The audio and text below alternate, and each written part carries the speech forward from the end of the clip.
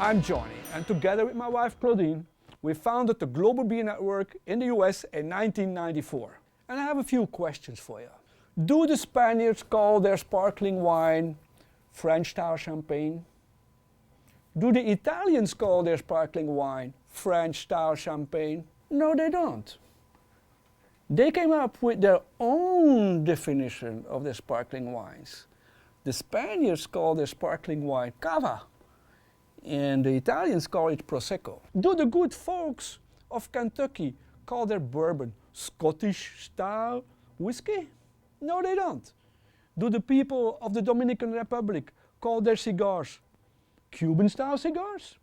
No, they don't. So why do some American brewers call some of their beer Belgian-style white, Belgian-style triple, Belgian-style this, Belgian-style that? It's ridiculous. Are they not inventive enough to come up with their own beer definitions? Or are they trying to steal business from the genuine Belgian brewers, bamboozling the American beer drinker and believing that he's drinking a real Belgian beer? Because they often do, dropping the word style from their tap handles and sometimes even from their labels and point of sale. Just mentioning Belgium. Don't they know Belgium is a country? So a beer brewed in America can never be called Belgian. And you know what is the worst of it? The biggest brewers of the world are the first to mislabel their beer as Belgian style. Shame on them. I guess they know that the Belgian brewers are too small to fight them in international courts. And you know what? There is no Belgian style. There are plenty of well-defined beer styles such as Pilsner, Stout, Porter, IPA, Lambic, Old Brown, Saison, and so many more. Hundreds of beers are so unique, you can say they are out of category. There is no style, they make their own style.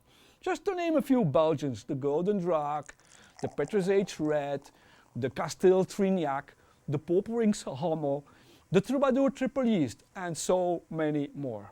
Don't misunderstand me.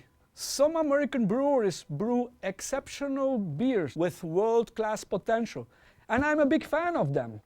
In about 50 years, they will be known all over the world, just as the Belgian brewers are already known now as great brewers. However, for now, one fundamental brewing ingredient sets the Belgian brewers apart from the rest of the world: yeast. You know, yeast is a living organism.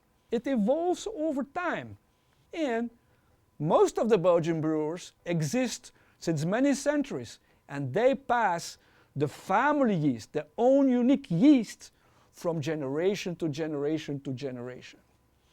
Yeast is responsible for a certain flavor and aroma profile in the beer, and superb beer connoisseurs all over the world can recognize, pinpoint the brewery just by recognizing this flavor and aroma profile introduced by the yeast.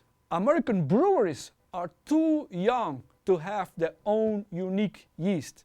Besides, only a few of them have the capital, the ambition, and the know-how to breed their own unique yeast over a long time. So they buy for every brew commercial yeast on the market, and they end up with beer that tastes just the same as their neighboring brewer.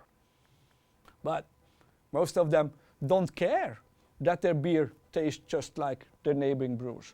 Others hide the average taste of their beer. They add large quantities of a certain spice in the beer, or huge amounts of hops to make their beer extremely bitter, and then they brag about it. You, on the other hand, will always come back to the well-balanced, genuine Belgian beers, very unique thanks to the family yeasts. Belgian ales that are, by the way, revered all over the world, praised to the heavens by beer connoisseurs in every culture, and sold and enjoyed in every country of the world. So, my dear friends, drink genuine Belgian beer and be aware of copycats. And remember, always drink living beer. Thank you.